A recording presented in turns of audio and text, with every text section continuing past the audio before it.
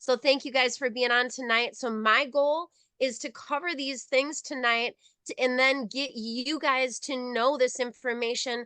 And when you're recruiting people, when you're training people, it's rolling off your tongue just as easily. And then as you become a field trainer, as you become a division and a regional leader, you're going to be running these trainings for your team Yes. and for the whole office. And that's my vision, is for me to get to the point where you guys are so strong and so independent as leaders of the massive teams that we see you having, right? That you're working together to teach on these principles. So here we go. All right. Good job. Thank you. Thank you very much. So, what does it mean to achieve long-term success, right? Achieving long-term success while being a skilled teammate. It says it's not important. It is important at Primerica. It is not a guarantee of long-term success. It is crucial to prioritize your mental, physical, and spiritual health. That's So right. what is learning all of this stuff that we're learning? We are going to be improving ourselves in all the areas and not just in the financial aspect, not just in the business aspect. Your whole life is going to improve. And that's ultimately our goal. Okay. So let's talk a little bit about how we got to be who we are, because we all come in at different places with Primerica. Some of you got started and right off the bat, you started seeing success. And why is that? Is because you may have been programmed for success.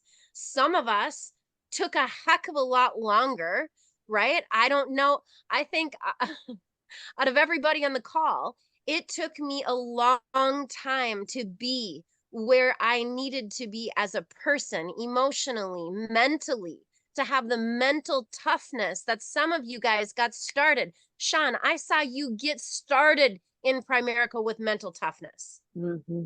It took me a long time to get there, right? Taylor, you may have already gotten started and had that innate desire and passion to win. It took me a longer time to get started there. So if there's an aspect in your life that you don't feel is aligned to where it should be for you to be able to see unbelievable success here, just know that this business is not it's not a talent driven business, right? It's not about what talents you came in with. This is about what you can learn and how every single day you can get better and better in all of these areas. So can you still see this here? Yep, we sure can. Okay. It's Hold moved on, over a hold on. little What is funky going? for me. Hold on, I got it right here. Let me change it. Thank Let you. me make it bigger. Hold on one So this second. basically just talks about understanding thought patterns and their impact in your personal development, right? So thought patterns refer to a person's cognitive process, how they approach various situations. We are patterned, right? People are organized. We have or thought patterns are organized and structured systems within the mind that are influenced by personal life experiences. So Janice, what happens in our life is a lot of the times what we expect is going to happen. We grew up with these habitual thought patterns that we maybe didn't choose to have. Our parents maybe had them and their parents maybe had them. And so then we were grown up, we were raised up in an environment that maybe for me wasn't suitable for success. Okay? Denise, I know that you and I were experienced some similar things, right? We maybe didn't have people in our lives that said, this is exactly what you need to do, but instead taught us what to do to become employees, but not what to Mm, do to become business owners. Okay, so self-awareness is, oh, let's go that back was my one. fault. Sorry about That's that. okay. Sorry. It says self-awareness is crucial. It's important that we have that awareness so we know where we can personally grow, where we can alter or change the thought patterns. That's the first step towards change. These patterns can impact how each of us perceives positivity and negativity in most situations, right? If you've taken a test before and had somebody in your life say, oh, you're not smart enough. Sometimes we hear parents talk about their kids. oh, this is the smart one, and this one's just really good with people. Mm-hmm. You know, Yep. this one over here, they're really good with numbers, but this one struggled in school, right? Some of us grew up with that stuff. And it's important that we understand, Loyat, that we don't have to believe that crap. And it doesn't matter if we're 16 or 60. We can change those patterns at any point. And how do we change them, Sean? We change them through studying, through reading, through being coached, through coachability. That's how we're going to change those. And oftentimes we're going to fail forward every step of the process because we've experienced life in a certain way, in a certain, we call that the mind monsters, right? The thoughts that have went on in our mind for so long. And we talk to people and we expect, Eve, that they're going to say something to us. They might reject us. So we're afraid to talk to the next person. Some people are expecting that they're going to pass a test with 90% because that's what they did. So they do. Some people expect that they're going to not ever pass the test. And that becomes this mind monster. We have to overcome that. And we are going to do that through some of the things that we're going to touch on today. So there we go. So do you know, oh, you guys, this is the thing we talk about prayer, and we know the power of prayer. You don't have to be religious to know the power of prayer. And when I have people that are in my life, including myself, that struggle with anxiety, and we have those things that we think about over and over and over and over, oftentimes we think about money. We lay in bed at night. We think about the job that we maybe don't have, or we're going to lose, or the money that we don't have, or what if we lose it?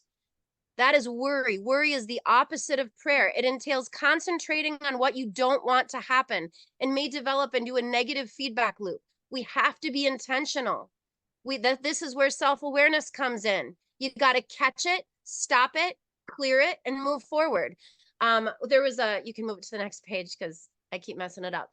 There was a sales trainer that actually trained Hector Lamarck. His name is Tom Hopkins. And I went to multiple Tom Hopkins trainings, and he's this goofy guy, but he was an old realtor, fast talker, just kind of reminds me of Elvis. But he would say, he'd stand in the middle of the room during training and he would say, zip, zip, I am now in my positive shell. Aloya, did you ever go to a Tom Hopkins training? Right? So he'd literally put himself, zip, zip, I'm in my positive shell. Like, this is where I am, and this is where you are. You got to do what you got to do.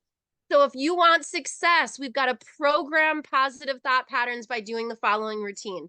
And all you guys, most of you have heard this before. Great. Hear it again, write it down, make it be a part of who you are, because it's when it's a part of who you are, you will start to see success in a wild way that you never have before. So what do? We've got time each day. When you wake up in the morning each day, my encouragement is to journal. That might be take out your cell phone and just type 3 things that you're thankful for. Sorry. That was my fault. I promise. That's okay. Yes. That's okay. So journal, right? Write down 3 things you're thankful for. And then take that 5 minutes to place yourself. The other thing we will include in here is goals, right? Writing down the goals. We'll talk a little bit more what that looks like in present tense or in past tense as if they've already happened. What does that look like right now? Sean, you want to be an RVP by the time we get to the convention, am I correct? You got that poster, you're going to see it, you're going to feel it, you're living it, you're experiencing it, right? What's that feel like? So when you wake up in the morning and you're writing those goals out as if they've already happened and you're visualizing you guys walk across stage, that is what I'm talking about. Take that 5 to 10 minutes and visualize your name being called, your name's in lights. And you can't just see it. You can't just write it, Eve. You got to feel it. Feel you passed when you walk out of that testing center and you're like, every day between now and the day you take that test.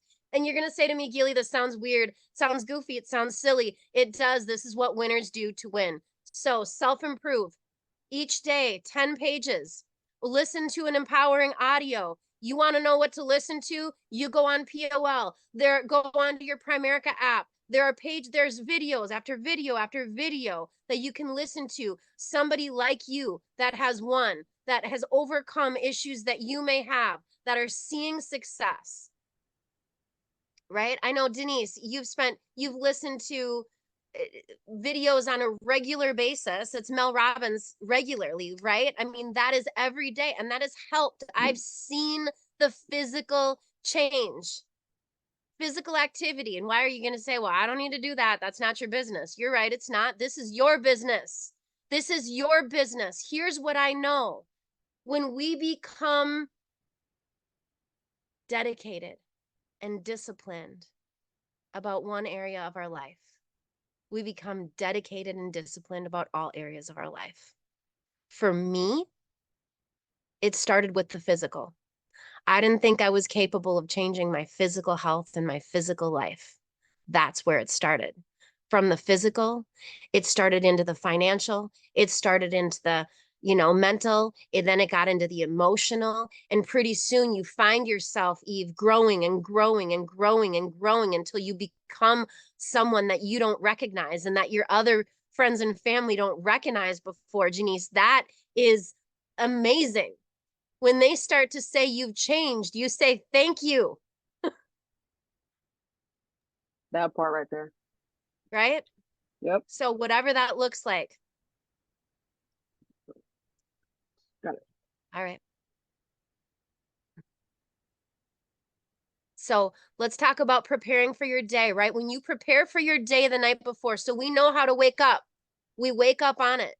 And then we go through the day and we do everything we need to do. And then we prepare for the day the night before. So we review our schedule, our calendar. This is what winners do, you guys. You've got going to sleep is part of that. Going to sleep is part of that. I'm just okay. You got it. We need to go to sleep, but first we got to prepare for the next day, right? We definitely need, yeah. And that's a part, honestly, Eve, going to sleep is a part of the physical thing from the page before, if that's what you mean. And that is making sure you're getting a good, strong 6 to 8 hours a night, because if you're not, it's hard for your brain to work the way it needs to, right, Joe? Yet you still do it. Yet you still do it.